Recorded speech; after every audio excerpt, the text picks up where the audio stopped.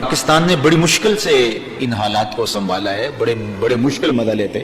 ہم روزانہ جو اٹھتے تھے تو نئی خبریں سننے کو ملتی تھی، تو بڑی قربانیوں کے بعد اس امن کو قائم کیا ہے۔ تو اداروں کو اس پر خاص توجہ کرنی چاہیے اور اس کو بالکل معمولی نہیں لینا چاہیے۔ جب آگ بھڑکتی ہے تو معمولی سی دیا سلائی سے بھڑکتی ہے اور پھر اس کے بعد شہر کے شہر خاکستر ہو جاتے ہیں۔ تو یہ چھوٹی بات نہیں ہوئی، یہ بہت بڑی بات ہوئی۔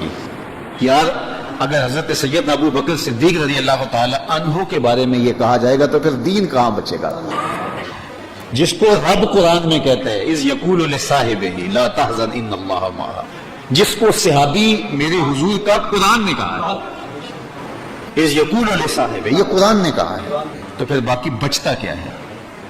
اللہ کے محبوب علیہ السلام نے ارشاد فرمایا، حضور کی نگاہوں میں یہ سب کچھ تھا جو ہونے والا ہے۔ حضور نے ارشاد فرمایا من سب اصحابی، جس نے میرے اصحاب پر گالی دی، میرے اصحاب کو برا بھلا کہا، تو آقا کریم نے ارشاد فرمایا فعلیہ لعنت اللہ والملائکہ والناس اجمعین، اس پر اللہ کی بھی لعنت، تمام فرشتوں کی بھی لعنت اور تمام لوگوں کی بھی لعنت۔ اور حضرت عبداللہ ابن عمر رضی اللہ تعالیٰ عنہ سے روایت مروی ہے کہ آقا کریم نے ارشاد فرمایا اگر تم کچھ لوگوں کو دیکھو کہ وہ میرے صحاب کو گالی دیتے ہیں فقولوا لعنت اللہ علی شرکم، تو تم کہو تمہاری شر پہ اللہ کی لعنت ہو۔ تو اللہ تعالیٰ ان لوگوں کو غارت کرے جو اس ملک کا امن برباد کرنا چاہتے ہیں، اور وہ بد زبان جو صحابہ کو بھونکنے سے باز نہیں آتے۔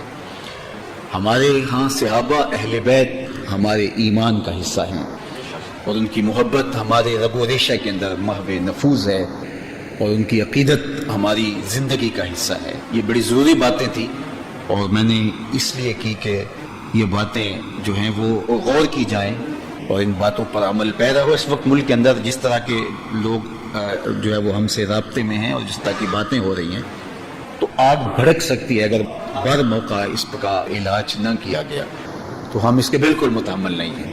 یہ ملک شیعہ سنی فسادات کا بالکل متحمل نہیں ہے۔ ہم تاریخ کے نازک دوراہے پہ کھڑے ہیں۔ کفر ہمیں مٹانے کے لیے جس طرح سے سازشیں کر رہا ہے، تو ایسے لوگوں کو اگر چھوٹ دی جائے کسی کے کہنے پہ یا کسی وجہ سے، تو اس کا نتیجہ یہ ہوگا کہ بہت خطرناک حالات ہوں گے جن کا ہمیں سامنا کرنا پڑے گا۔ اللہ تعالیٰ میرے وطن کی حفاظت فرمائے اور ہمیں صحابہ اور اہل بیت کی چوکھٹ کا فقیر رکھے۔ ان دونوں کی محبت، صحابہ کی اور اہل بیت کی محبت ہمارے ایمان کا حصہ ہے۔ یہ حضور کے سینہ نور سے، مشکات نبوت سے پھوٹنے والی کرنیں ہیں، اور آقا کریم علیہ الصلوۃ والسلام کے ساتھ نسبتوں کے امین اور اس امانت کے حامل یہ بابرکت ذوات اور یہ ہستیاں ہمارے ایمان کا حصہ ہیں۔ آقا کریم نے اصحاب کے بارے میں فرمایا صحابی کالنجوم فبأیہم اقتدیتم اہتدیتم، میرے صحابہ ستاروں کی طرح ہیں، تم جس کے پیچھے چلو گے تو تم ہدایت پا جاؤ گے۔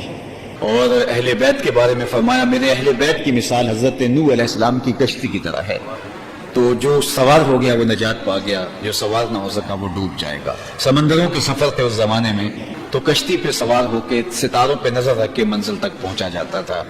تو امام اہل محبت کے برادر اصغر مولانا حسن رضا خان نے کہا تھا کہ اہل سنت کا ہے بیڑا پار، اصحاب رسول نجم ہے اور ناؤ ہے اطرت رسول اللہ۔ نجم ہے حضور کے اصحاب اور کشتی ہے حضور کی اطرت، تو ہم حضور کی اطرت کے بھی غلام ہیں، حضور علیہ السلام کے اصحاب کے بھی غلام ہیں، اور یہ غلامی ہمارے لیے سعادت دارین ہے، دنیا آخر کی عزتوں کا سبب اور ذریعہ ہے۔